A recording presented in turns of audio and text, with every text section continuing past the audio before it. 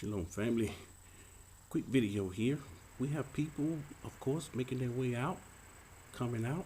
Many of our people, they don't know what it's like living over here. And one of the things they're asking, is it safe over there? Is it safe for our people? I want my family safe. Who doesn't? Who in their right mind doesn't want their family safe? You have a husband, wife, kids. Yeah, we want our family safe.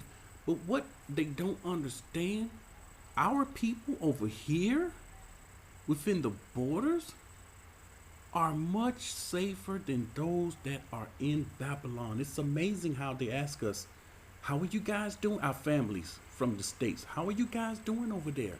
You okay? Everything's okay? Like violence and murder and all of this going on. And it's not. That's happening in America. You see on the screen, violence in America. It was built on violence. It's a polluted, filthy, violent place. And the violence increased through the years.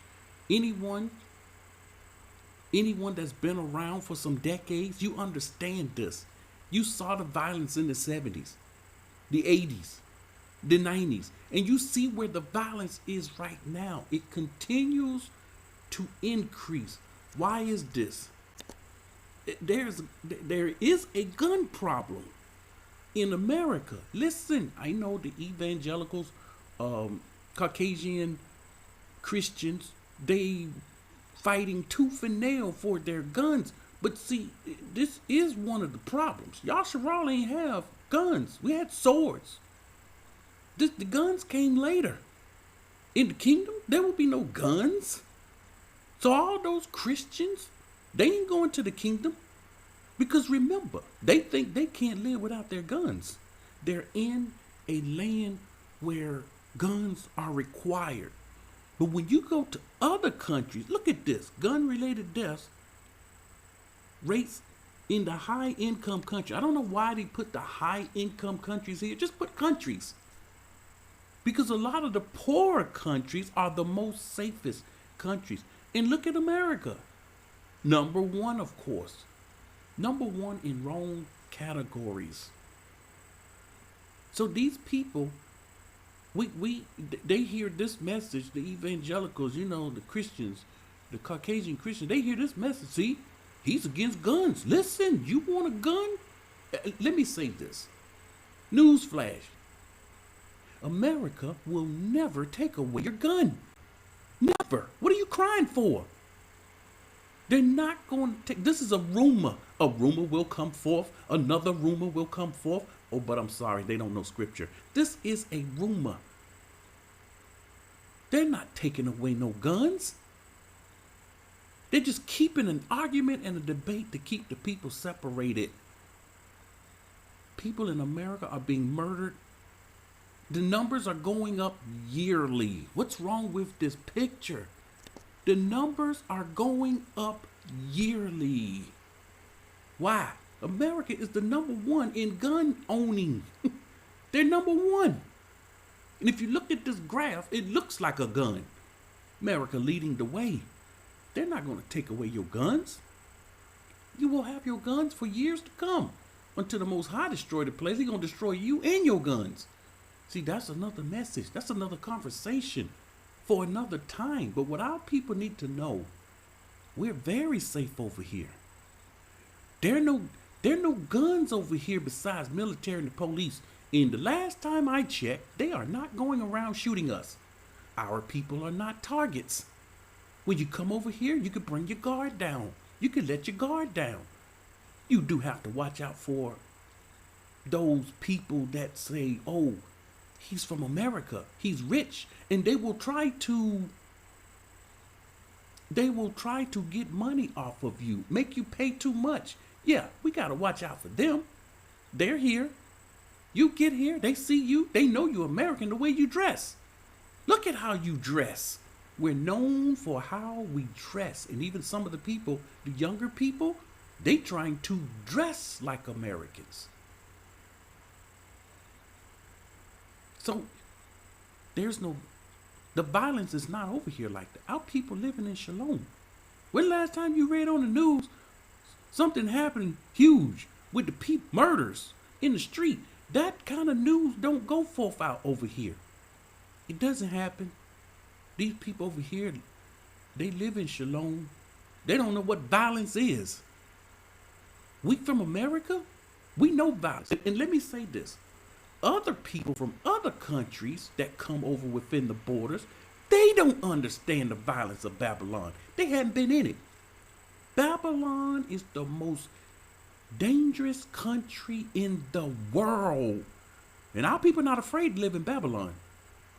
I just saw just yesterday a homeless man talking about how it is in his city, and how the man said, why don't you just leave out of the city? They're being forced, regular people being forced to the streets. This man said doctors, lawyers, regular people being forced to the streets, losing their jobs after having some good jobs. And they made the housing market just unaffordable.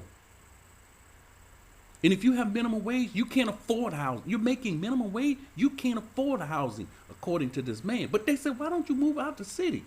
I was born and raised here. Uh-oh, here come the Babylon confusion. This is what I got to talk about. I was born and raised here. I'm not leaving my city. I love my city. That's what he said.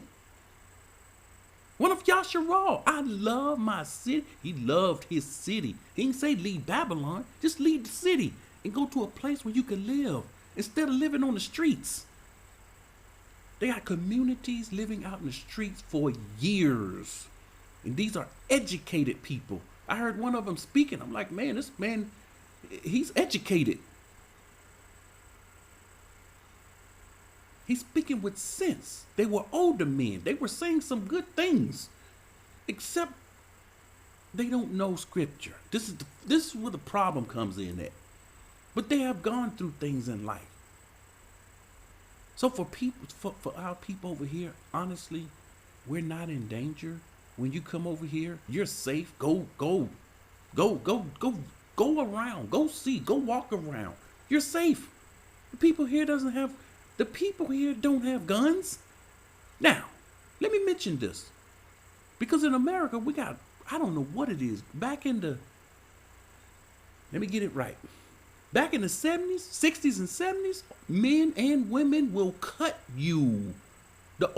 You look at some of the grandparents. They got knife marks from back in the days. They will cut you in a heartbeat. When the guns came in, they stopped cutting. And they started shooting. No one's cutting. Now they starting to cut again. Over here, my point, they have knives. There's all kind of kitchen knives. Fillet knives, sharp knives. Nobody over here stabbing one another. No one's cutting. No one's bleeding and cutting in the streets. That's Babylon.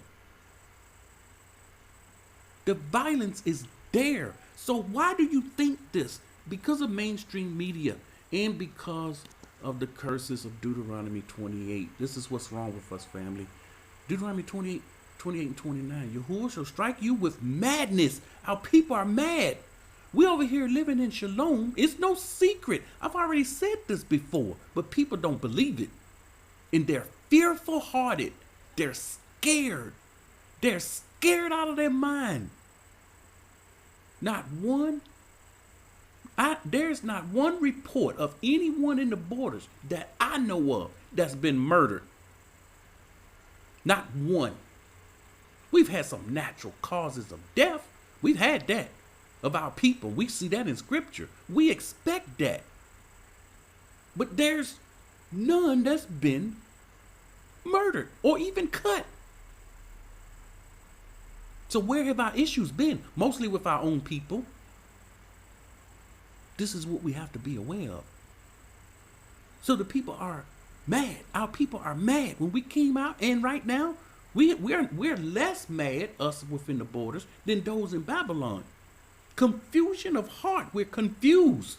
We'd rather stay in a violent, deadly place than to come to a quiet,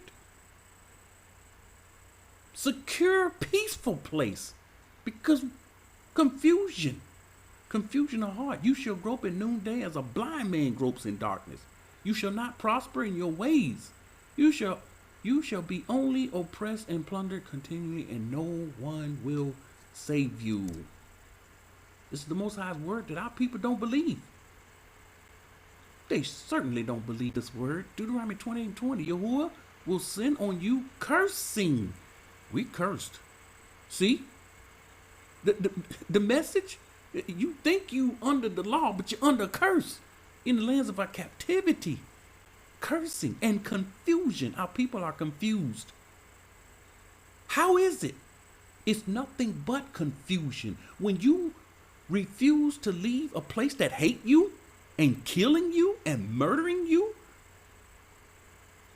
The Most High had me doing something this morning. I'm like, man, yes, our people are confused. They're murdering. We're being murdered all day long in her. Over here, you and your family will be safe as safe can be. Just have to watch out for people getting over on you. People within the borders, they can tell you this, and all of them, not all of them will try to get over on you. You try to pay the driver how the price with a tip, he'll give you your tip back. I've had many drivers give me my tip back. It's just a little bit. No, that's too much. I just want the price on the meter. This is too much.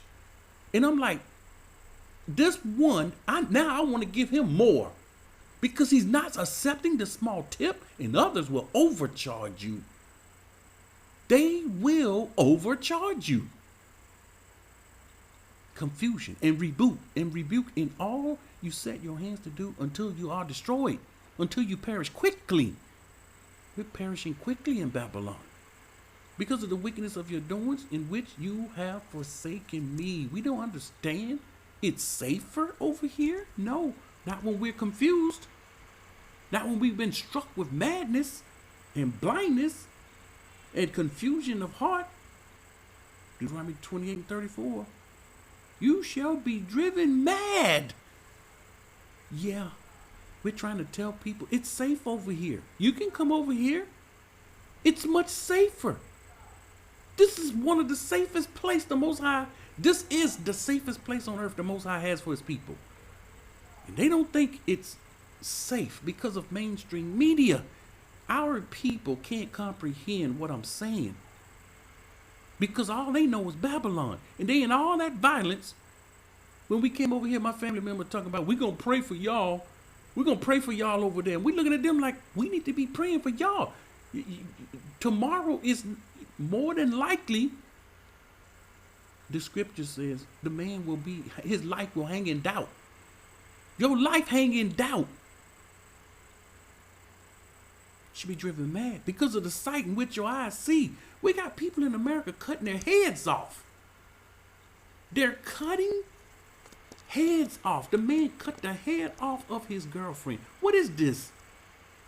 I'm like, when did they start cutting again? Man, on a bus, just start slicing up two ladies on the. I'm like, when did this start back? Nobody cut anymore. No, not now. Not the day we live in. Deuteronomy 28:45 and 46. Moreover, all these curses shall come upon you and pursue you and overtake you. This is what we're under in America. Curses until you are destroyed because you did not obey the voice of Yahuah your Lord to keep his commandments. We didn't obey his voice to keep his commandments and his statute which he commanded you.